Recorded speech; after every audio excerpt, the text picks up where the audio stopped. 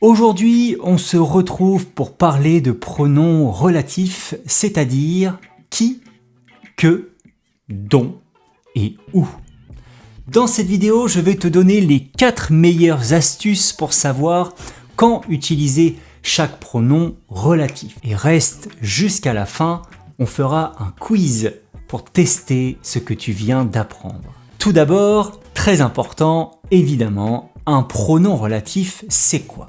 Eh bien, c'est un petit mot qui va toujours remplacer un mot ou un groupe de mots situé juste avant ce pronom relatif. On peut dire aussi qu'il reprend un mot ou un groupe de mots. Il sert à éviter les répétitions ou à connecter les mots. En français, il existe 4 pronoms relatifs simples et on commence par le pronom qui. Celui-là, on l'utilise toujours avant un verbe, donc qui plus verbe. Et on va toujours l'utiliser pour les sujets des phrases, c'est-à-dire qu'il remplace ou reprend le sujet. Par exemple, la femme qui parle, ici le pronom relatif remplace la femme, le sujet de la phrase, elle fait l'action de parler. Donc on utilise qui. Et ça marche à chaque fois. Le chien qui aboie, le bébé qui pleure, l'avion qui vole. Dans ces 3 phrases, le pronom relatif remplace toujours le sujet, donc on utilisera toujours qui. Donc rappelle-toi de ça, le pronom qui remplace ou reprend toujours le sujet de la phrase, c'est-à-dire celui ou celle qui fait l'action de la phrase. Ensuite, le pronom relatif que. Celui-là, on l'utilise toujours avant un sujet plus un verbe. Donc que plus sujet plus verbe. On va l'utiliser pour reprendre l'objet de l'action. On appelle ça aussi un complément d'objet direct, le COD. Regarde, le livre que j'ai acheté. Ici, le pronom relatif reprend le livre et c'est l'objet de mon achat. J'ai acheté quoi? Le livre. Donc, on utilise que. La voiture que tu aimes. Tu aimes quoi?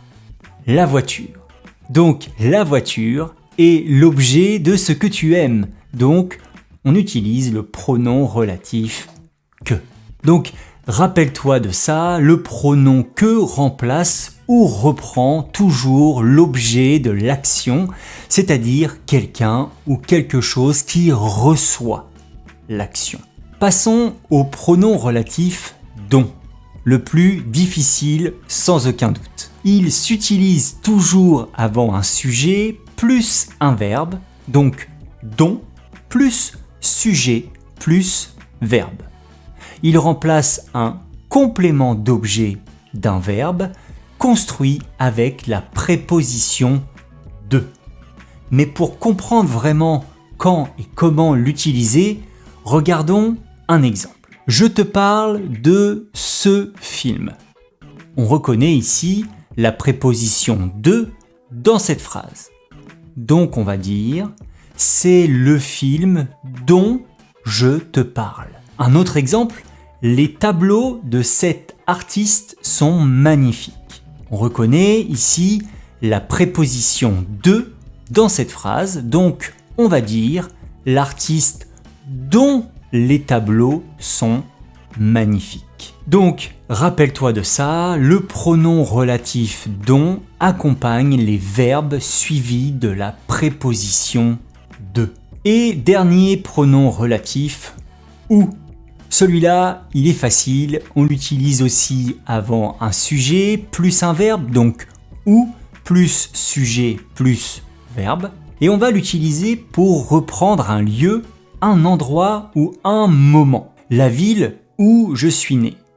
Où, ici, reprend un lieu, c'est-à-dire la ville. L'année où j'ai voyagé en France. Où, ici, reprend un moment, une période de temps. Donc, rappelle-toi de ça, si tu parles d'un lieu ou d'un moment, où est le bon pronom relatif à utiliser? Ok, maintenant tu connais les astuces pour utiliser ces 4 pronoms relatifs. On va donc faire un quiz rapide de 5 questions et pour chaque question, tu auras 4 possibilités. Tu devras choisir la phrase correcte. Je te donne 10 secondes pour réfléchir et je te fournis ensuite la bonne réponse. Première question. L'homme qui parle est mon professeur. L'homme que parle est mon professeur. L'homme dont parle est mon professeur. L'homme où parle est mon professeur.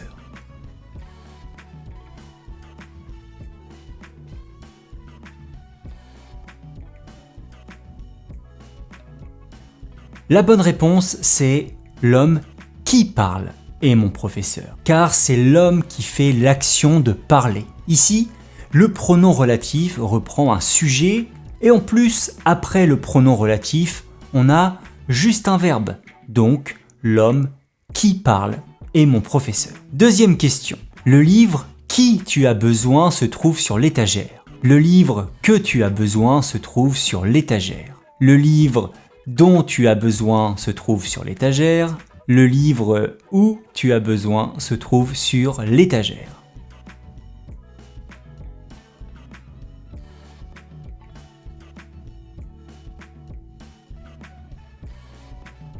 La réponse est le livre dont tu as besoin se trouve sur l'étagère. Si on décompose cette phrase en 2 parties, on va dire ce livre se trouve sur l'étagère, tu as besoin de ce livre. Et là, on reconnaît un verbe plus la préposition de. Donc on dira le livre dont tu as besoin se trouve sur l'étagère. Troisième question.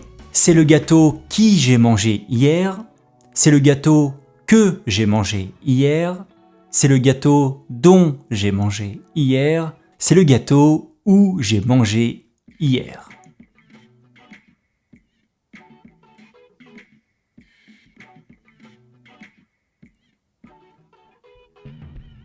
La bonne réponse est « c'est le gâteau que j'ai mangé hier ». Ici, le gâteau est l'objet de l'action de manger. Donc, on dira « c'est le gâteau que j'ai mangé hier ». Quatrième question. Le cadeau qui j'ai reçu pour mon anniversaire était incroyable. Le cadeau que j'ai reçu pour mon anniversaire était incroyable. Le cadeau dont j'ai reçu pour mon anniversaire était incroyable. Le cadeau où j'ai reçu pour mon anniversaire était incroyable.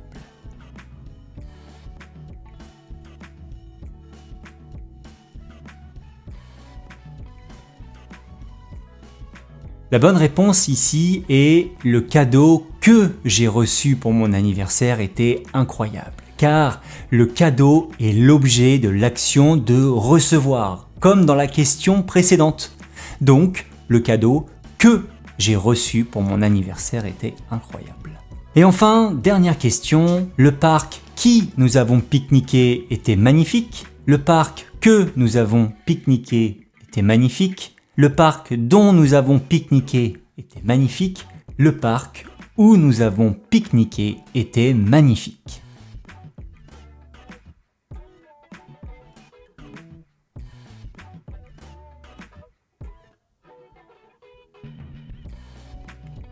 La bonne réponse ici était le parc où nous avons pique-niqué était magnifique car le pronom relatif ici reprend un lieu. Le parc, c'est un endroit. Donc, le parc où nous avons pique-niqué était magnifique. Alors, quel est ton score à ce quiz? Écris-le en commentaire. Tu dois d'ailleurs savoir bien évidemment que si tu veux faire progresser ta façon de parler français, tu dois aussi savoir le comprendre et l'écouter. Et j'ai fait une vidéo qui va te faire progresser sur ce point avec des histoires interactives. Je te mets la vidéo juste là, t'as juste à cliquer.